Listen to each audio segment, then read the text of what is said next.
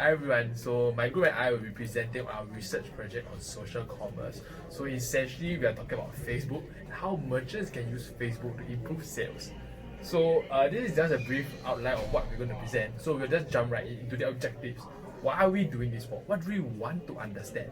So as you can see here, there are three things that you want to understand. Firstly, you want to understand the idea of social commerce on Facebook. And we want to explore this idea of Facebook Live auctions. Second thing that we want to understand was personalities. So there are two aspects of this. Firstly, brand personalities, and second, the aspect of human personalities, the personalities of the customers that go onto Facebook to watch these Facebook Live auctions. And lastly, we want to help merchants understand their market position. So moving into the theories, there are two main overarching theories that we found. So firstly is the idea of social commerce, which reads e-commerce, that it basically means that it's e-commerce that uses social media platforms to support social interaction among a network of buyers to make informed purchases. And we also stem from this the idea of this social network theory, which reads that everyone is connected through a series of interactions that happen directly or indirectly. So we just goes right into the literature review. So as you can see here, our literature review is actually categorized into four main parts. So the first part is basically this idea of social media, and we realize how social media platforms have been creating new features to host interaction not only just between the buyers and the sellers, but also among the buyers. The second category that we also want to highlight is the idea of brand personality, which basically means how there are human characteristics that are associated with a certain brand. Third, we also explore the idea of personality traits. So the literature suggests that there are two main personality traits that are linked to this online buying on Facebook Live auctions. So the first one is actually on extroversion, second one is the openness to new experiences. And lastly, this stems from the third category of literature review, is the idea of online shopping. So the literature seems to also suggest that there's a relationship between the frequency of online shopping and the likelihood of buying something on Facebook Live auctions. So I'll just go through very quickly on the methodology. So we actually conducted a survey because we needed to collect a large number of samples, and it was actually a self-administered survey. So briefly, the survey was conducted among Singaporeans aged 18 to 54 years old, and out of the total number of responses that we collected, we used 69 for analysis. So now I'll move on to the hypothesis, which will be taken over by my group mates. This hypothesis is that Facebook is the preferred platform for e-commerce compared to other social media platforms due to the features Facebook have, especially the live streaming feature. So our independent variable will be that we will compare two social media platforms, Facebook and Instagram. And our dependent variable will be that there's a preference for Facebook as an e-commerce platform. And how we go about doing this is we ask our participants to put down their preference for social media features, from one being the least important and seven being the most important. So for our survey, we ask participants if they have used Facebook before, as well as if they know that the marketplace feature exists on Facebook. This to ensure that participants are familiar with Facebook and they know that there's the marketplace exists. So we also ask them if they watch live streams and on what devices do they watch live streams on, as well as the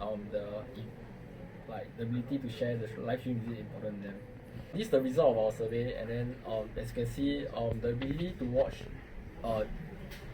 content on variety of devices is the highest mean, which means that it's the most important for respondents. So based on our results, we can see that Facebook is the preferred platform over Instagram, and because it's optimized and is accessible through various devices. We're going through hypothesis 2. So the hypothesis is that customers will be more attracted to extroverted brands as compared to introverted ones, and therefore their online purchasing intent will be higher. So the independent variable is that we will first use the brand personality spectrum, and then we will identify traits that's associated with extroversion with respect to that spectrum. And the dependent variable is the purchasing intent measured by the frequency of purchases per month of each consumer. And how do we conduct this is that based on the brand personality spectrum, we understand how important are these traits to these shoppers, and then we'll analyze the results based on their online shopping frequency. So as you can see, this is the brand personality spectrum, and the three traits that are very closely related to extroversion is personable, spontaneity, and being fun. So based on the spectrum, extroversion is when a brand is spontaneous, fun, and personable. So using regression analysis, is it statistically significant that these factors increase online purchasing intents? So as you can see, with a confidence level of 90%, we are looking for a p-value of less than 0.1. And of all three traits, only the fun trait shows significant results on its impact on purchasing intents. So the result is that the hypothesis is not true. Being extroverted does not increase online purchasing intents. However, portraying a fun brand persona actually positively impacts the purchasing intents of consumers. So moving on to our third hypothesis is that the personality of the audience, especially high extroversion and openness to experience, has a direct positive impact on purchasing intentions. The independent variable is consumers' personality traits, and the dependent variable is purchasing intentions. We conduct our research using the personality test to find out how Big 5 personality traits would affect customers' purchasing decisions based on online shopping frequency. This is the Big 5 personality spectrum. For this hypothesis, we only choose the two spectrums that are relevant to the hypothesis, which are the first one, closed-minded and openness to experience, and the second one, introverted and extroverted.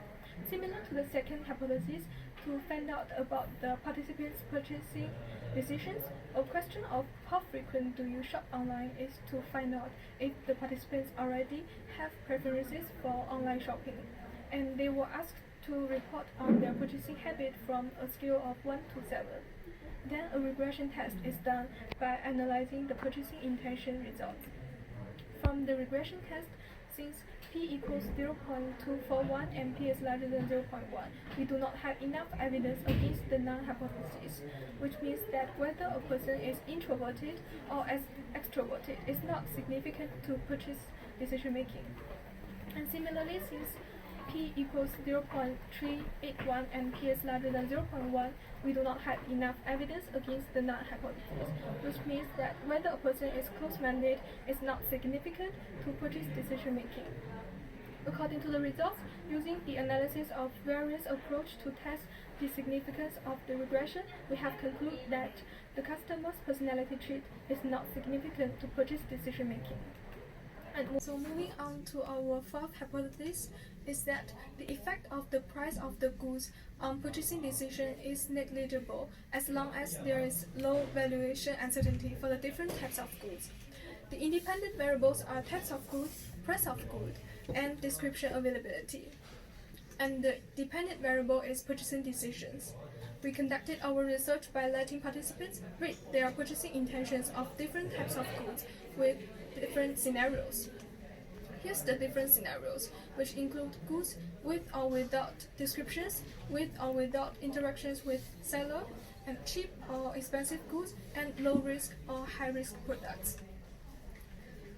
So moving on to our first finding, the low risk product is headphones, and comparing between cheap goods, the product with descriptions have a higher mean value compared to a product with no description. Here, higher mean value indicates higher purchasing intentions. Additionally, as seen in the table, comparing between the goods with no descriptions provided, the cheap goods have a similar mean value with the expensive goods, and this means that the decision to purchase is not significant. Moving on to our second finding, the high-risk product, we conduct our research is LED teeth whitening, and we came up with similar results as product 1. However, the mean on average is lower for all scenarios compared to the low-risk products. This means that on average, participants are less willing to buy higher-risk products in general. And as seen from the tables, we are able to obtain three findings. First, providing descriptions can increase the intention of the participant to purchase the product. And this difference is seen in both cheap and high-priced goods. Second, the price of product does not significantly affect the purchase decision of the consumers. Third, consumers are more willing to purchase low-risk products compared to high-risk products via social commerce. That's all about our hypothesis and findings. So now we'll move on to further discussion, which include limitation of our study, implications, and further research. So firstly, for theoretical implication. So based on the data collected, Facebook is actually the most preferred social media platform due to its accessibility across multiple devices. Here, our study adds on to the social commerce design model, especially so at the commerce level, where social proofing takes place, where consumers can see other consumers bidding for the product, which then in turn influence their purchase decision process. Our study also further adds on to literature, exploring the complexity between the personalities of consumers and brands. Such literature highlights how differences in brand perception can be country-specific and does not promote as much meaningful interaction between brands and consumers. The finding of this project will actually aid various companies in various ways. So let's move on to our practical implication. Firstly, it provides new merchants seeking to engage in e-commerce with an indication of which platform they should start selling their products on. In this case, we recommend Facebook. Secondly, our results show how extraversion of the brand does not necessarily guarantee increment in purchasing decision. However, brands can consider making their personality more fun compared to serious, as it helps with sales, supported by our study. Despite this, it's important that brands still consider their product and demographics, so to ensure that this shift will be feasible for their strategy. Additionally, as being fun is subjective, brands should still practice discretion. Lastly, in order to boost their sales volume, merchants and sellers should provide description alongside their item and enable real-time interaction. This will help to increase overall value certainty of their product, eventually giving consumers more confidence in purchasing the product. Moving on to limitation of our study. We acknowledge that our study, like any other studies, has its limitations. The technical challenges involving the collection of our data is actually hard to remove. Firstly, our sample size consists mostly of SMU students, resulting in a relatively limited and narrow demographic. As such, these results may not be generalizable or provide an indication for the general population.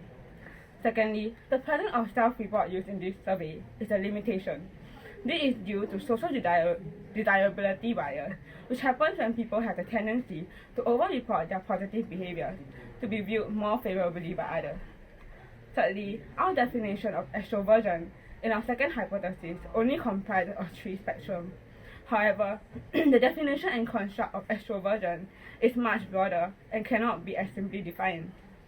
So this is a threat to construct validity, as our measures do not fully encapsulate the entire representation and definition of the entire construct. Moving on to future research.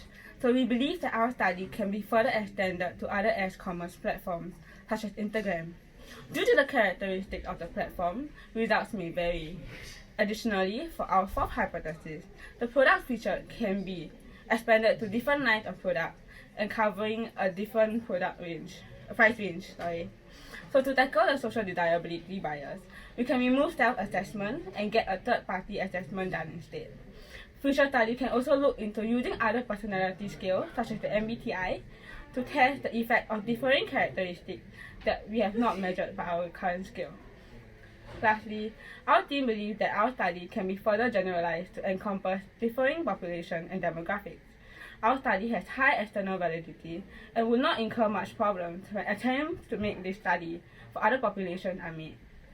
Now I'll pass on the time to Ryan to conclude with the timeline. So what does this mean for the future of this project, right? So we look at the timeline here. I would just like to highlight a few key events. So the first key event will happen in June 2020, should we get the grant. So we want to carry out the experiment on a larger scale, not just to have a wider demographic, but we also want to include more measures to make the experiment more robust. The second milestone that we want to achieve is actually at the end of the year in December. We would like to carry out an experiential project say a more experimental approach, where we want to work with a B2C company who has very little social media presence, and we want to see whether the theory that we explore in our research project actually works in the real world. And with that, we come to the end of our conclusion, and I hope we have done more than enough to convince you to really see why this project is so important. And with that, we will now open the floor to questions. Thank you.